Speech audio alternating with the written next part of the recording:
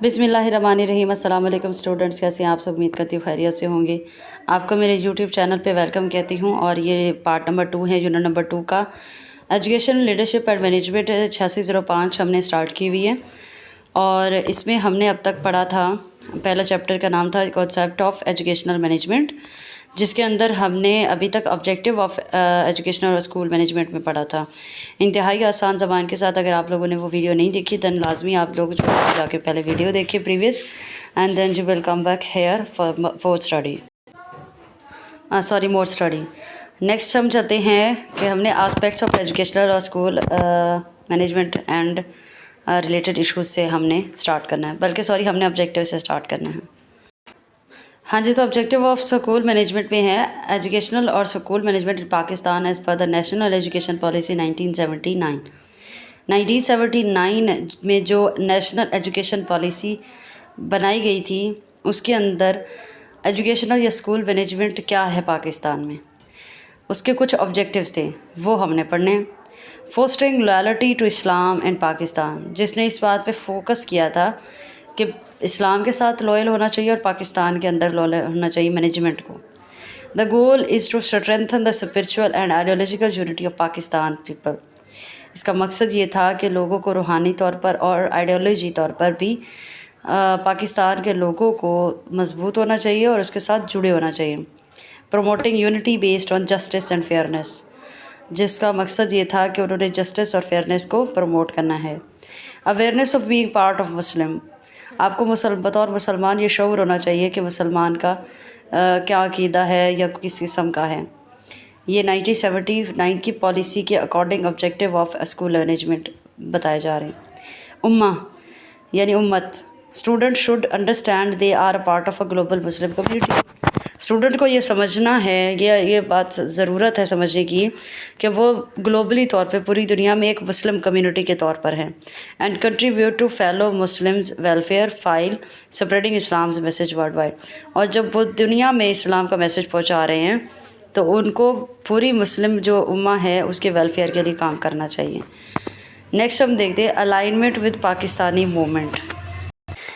Students should be conversant with Pakistani's ideological foundations, history, culture, feeling proud of their heritage and having a faith in Pakistan's culture, future as an Islamic state. Conversant का मतलब होता है वाज़िया। Students को अपने पाकिस्तान की ideology और उसकी बुनियाद, हिस्ट्री, कल्चर, इसके बारे में फुल आगाह होना चाहिए, वाज़ी होना चाहिए, उनको पता हो, और उनको feeling proud of their heritage, अपनी विरासत पे फ़ख्र होना चाहिए। And having faith in Pakistan future, और पाकिस्तान के मुस्तकबिल के ऊपर यकीन होना चाहिए एज एन इस्लामिक स्टेट, बतौर मुसलमान रियासत। Character development as per Quran and सुन्ना, कि जो आपकी कैरेक्टर है, किरदार है, वो बनना चाहिए कुरान और सुन्नत के मुताबिक। Students should develop character, conduct and motivation like a true Muslim. Next चलते हैं equal opportunities for all citizen. ये मकासद है स्कूल मैनेजमेंट में कि बच्चा इस काबिल हो जाए, ये आप लोगों ने माइंड में रखना है। Education should be equal for all Pakistanis with minorities getting adequate facilities for their cultural and religious needs. Pakistan के अंदर तालीम सबके लिए बराबर है, लेकिन जो माइनॉरिटीज़ हैं वो अपने कल्चर और रिलीजियस नीड्स के अकॉर्डिंग अपनी मर्ज़ी से पढ़ सकते हैं, यानी अखलाकियात पढ़ सकते हैं इस्लामियात के बजाय। Quality education for individual potential,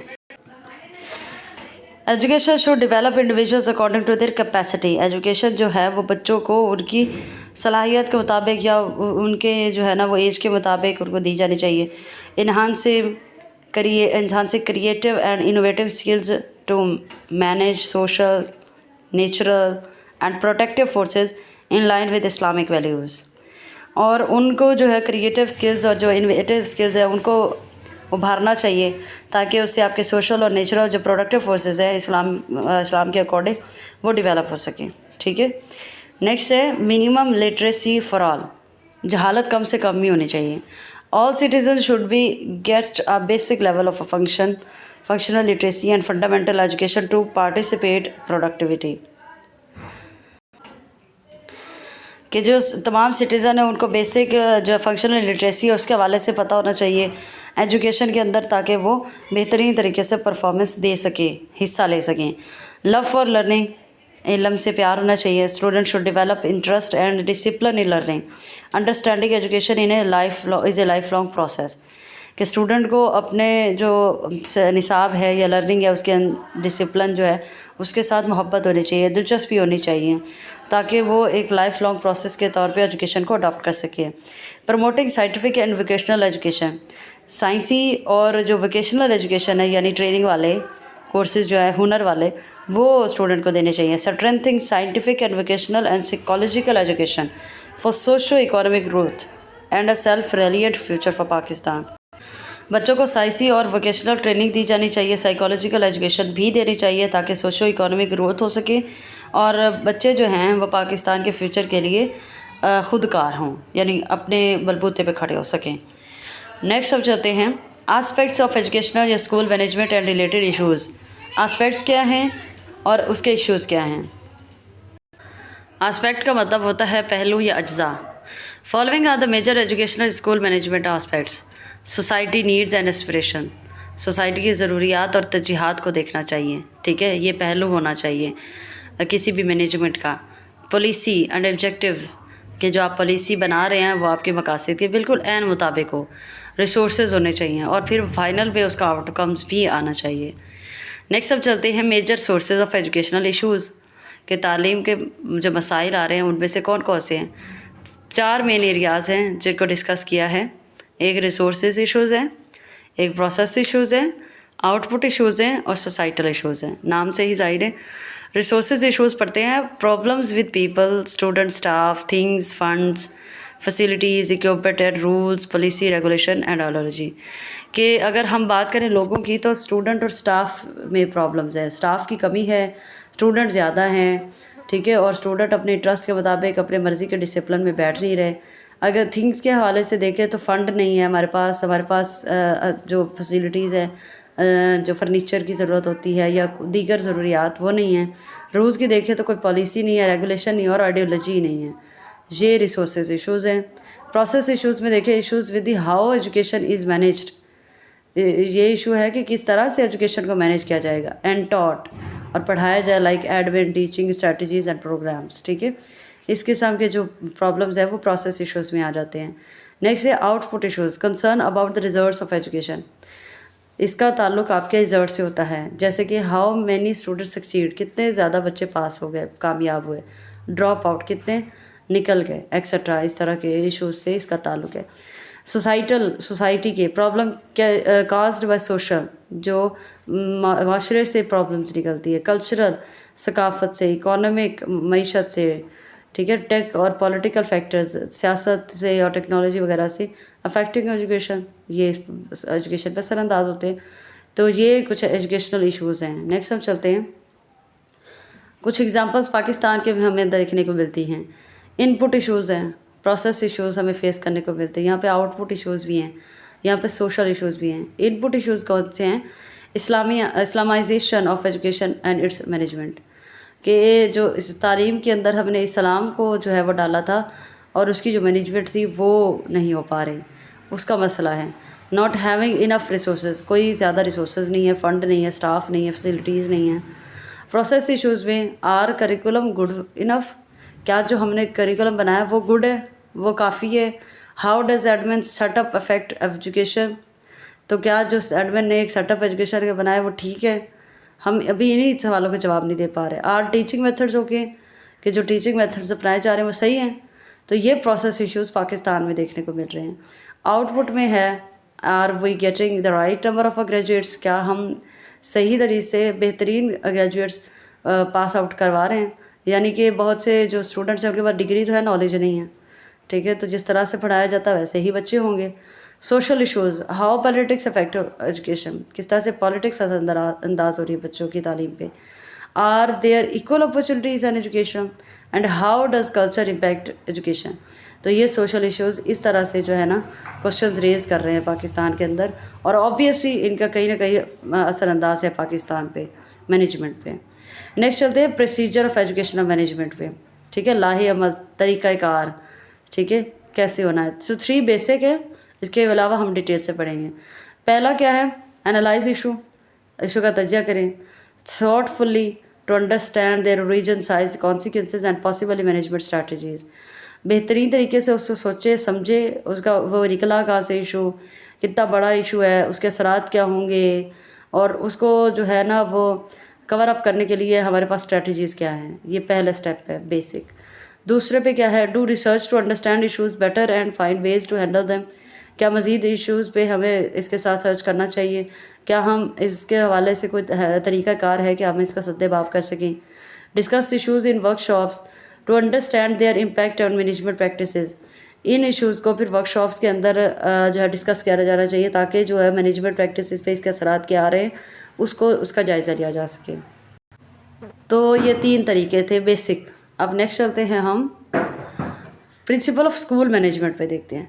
principal of school management are widely accepted truths that guide management.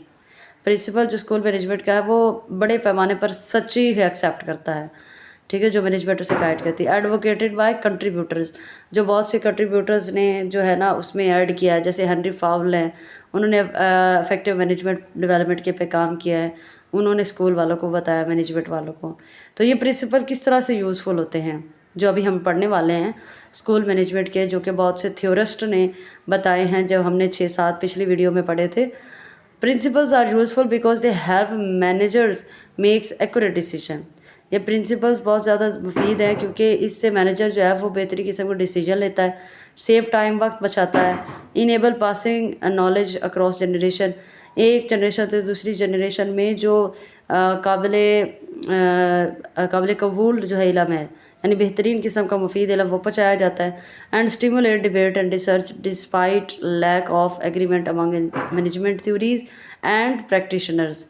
तो ये जो है वो डिबेट बहस का रास्ता खोलता है, रिसर्च होती है इस पर, एग्रीमेंट्स ऐसा नहीं होता कि एग्रीमेंट की कमी हो, एग्रीमेंट भी होता है मैनेजमेंट के अंदर, थ्योरीज और फिर प्रैक्टिसेस होती हैं, ठीक है।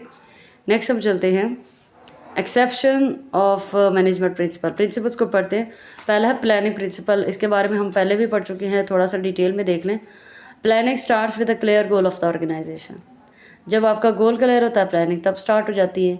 More alternative to solve a problem makes for a better solution. एक मसले को हल करने के जब बहुत से तरीके होंगे तो फिर वहाँ पे बेहतर आप जो है ना वो चूज़ कर सकते हैं। Plan should have backup action for unexpected events.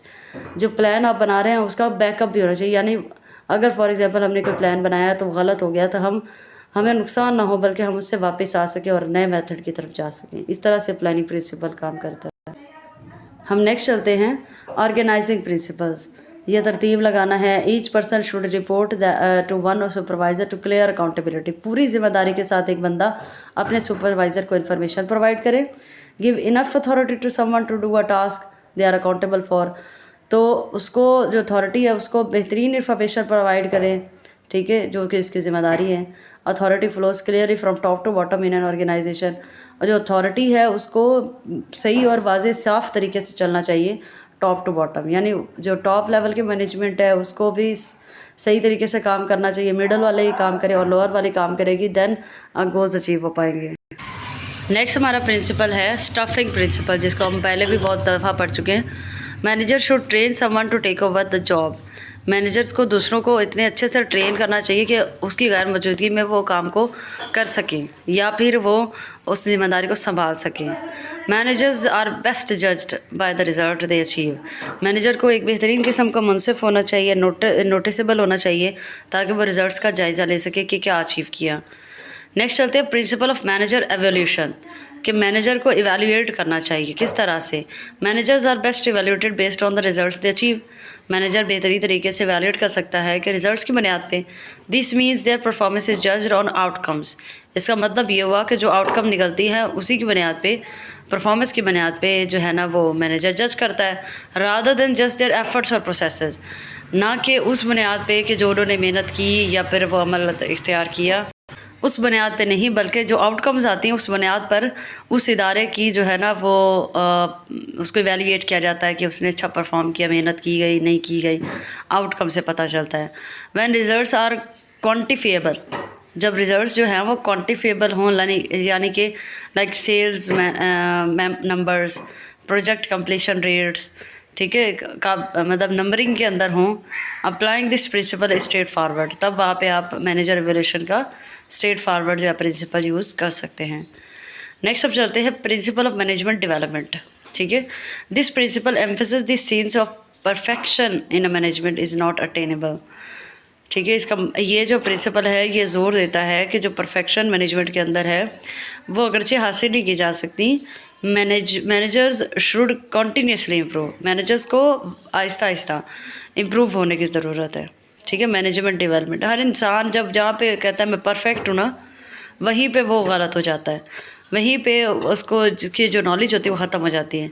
लेकिन जब वो कहता है कि नहीं मुझे अभी और बेहतर की ज़रूरत है, और बेहतर की ज़रूरत है, तो वो बेहतरीन काम होता है। Organisation should encourage additional training, organisation को चाहिए कि वो बेहतरीन किस्म की ट्रेनिंग प्रोवाइड करें एंड डेवलपमेंट फॉर मैनेजर्स, और मैनेजर्स की भी ट्रेनिंग करें to enhance their skills and performance, ताकि उनकी जो महारत है और कारकर्दगी है वो बेहतर हो सके। ठीक है, और वो जितने एक्सपीरियंसड होंगे या जितने वो पढ़े लिखे होंगे या जितने वो काबिल होंगे उतना ही वो अच्छे इदारे से को एवेल्यूएट कर सकते हैं, सभी इदारों को।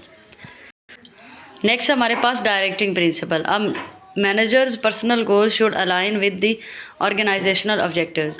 एक मैनेजर जो है उसका पर्सनल गोल होता है कि ऑर्गेनाइजेशन के मकासद को हासिल करें। If a manager's actions do not support the organisation goals, अगर मैनेजर जो हिदायत दे रहा है या काम कर रहा है वो ऑर्गेनाइजेशन के जो गोल्स हैं उनको मीट नहीं कर रहा, they are not working in harmony with organisation objectives, तो फिर क्या होगा, वो मिल के काम नहीं कर सकेंगे, कोलैबोरेट नहीं कर सकेंगे, हार्मनी के साथ नहीं काम कर सकेंगे, तो ऑर्गेनाइजेशन के ऑब्जेक्टिव मीट नहीं होंगे। नेक्स्ट अब चलते हैं principle of the manager's example.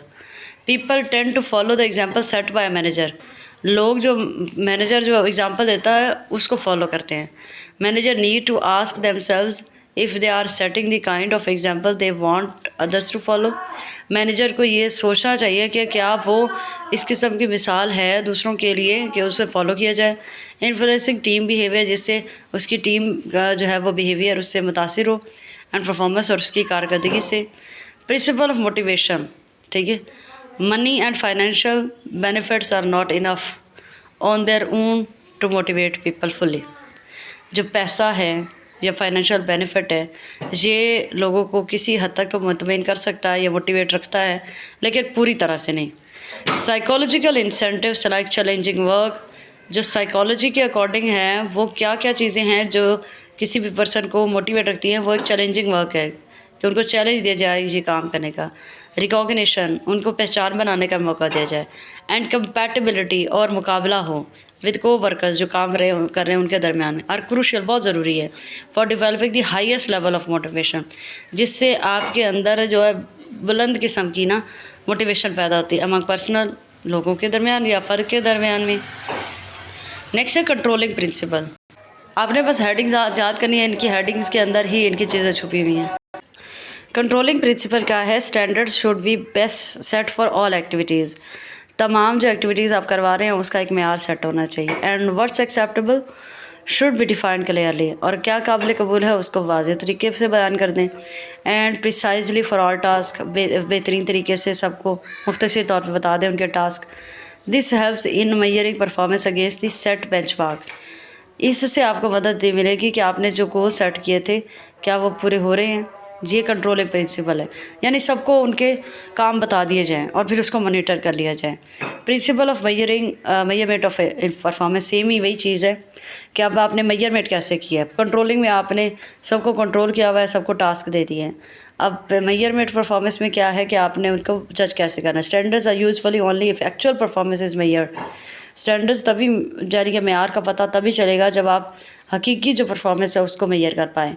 And compared against them, और फिर उनका दरमियान में आप कंपेयर करें प्रीवियस और now.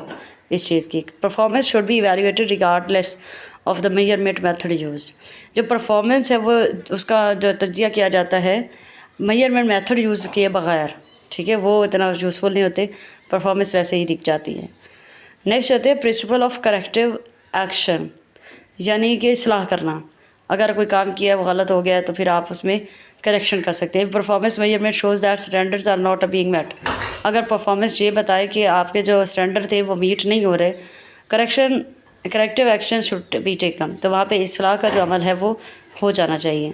Fehling to correct issues leads to wasted human and other resources, अगर हम करेक्ट इशूज़ पे जो है ना वो उसको हाईलाइट करने में नाकाम हो गए तो इससे जो ह्यूमन रिसोर्सेज हैं या दूसरे रिसोर्सेज हैं मटीरियल, उनका जो है वो टोटली वेस्ट हो जाएगा। ठीक है, नेक्स्ट हम चलते हैं scope and subject matter of school management. Scope की तरफ, school management is all about using time, people, money and resources wisely to help schools achieve their goals। School management वो सारी की सारी वो वक्त, लोग, पैसा और वसाइल का इस्तेमाल करती है अक्लमंदी से ताकि वो अपने गोल्स को अचीव कर सके। इट कवर्स डिफरेंट एरियाज़, इसके अंदर मुख्तलिफ़ किस्म के पहलू आ जाते हैं, जैसे managing the schools physical staff, आपने फ़िज़िकल स्टाफ को भी मैनेज करना है यानी स्कूल प्लान, और handling classes and extracurricular activities, classes और एक्स्ट्रा को सर्कुलर एक्टिविटीज़ है उनको हैंडल करना। Looking after the people who work and study there, जो वहाँ पे काम कर रहे हैं रिसोर्सेज उनको आपने लुक आफ्टर करना है। Managing the school money, school के मनी को, फाइनेंशियल रिसोर्सेज को मैनेज करना है।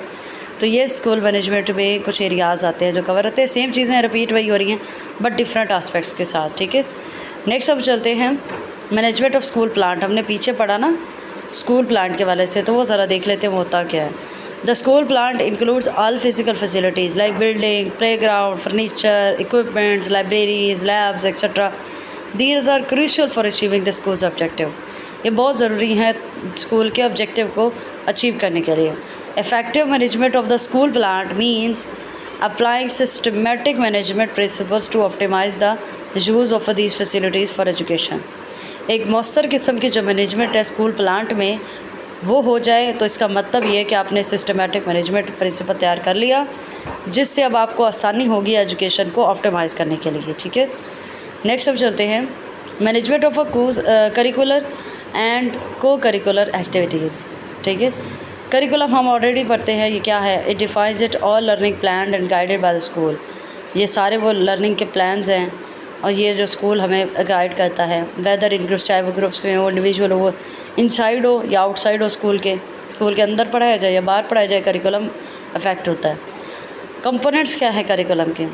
कंपोनेंट्स में है it can be divided into curriculum objective, knowledge, learning experience and curriculum evaluation.